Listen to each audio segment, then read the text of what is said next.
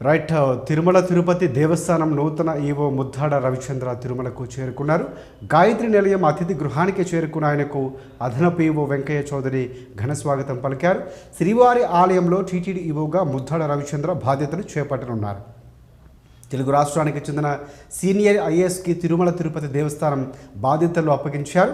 ఆంధ్రప్రదేశ్ రాష్ట్రంలో శ్రీకాకుళం జిల్లాకు చెందిన ముద్దాడ రవిచంద్రను ప్రభుత్వం టీటీడీ నూతన ఈవోగా నియమించింది. ఆయనకు పూర్తి అదనపు బాధ్యతలు అప్పగిస్తూ ఆదివారం ఉత్తర్వులు జారీ చేసింది. ఇప్పటివరకు ఈవోగా ఉన్న అనిల్ సింఘాల్ను బదిలీ చేశారు.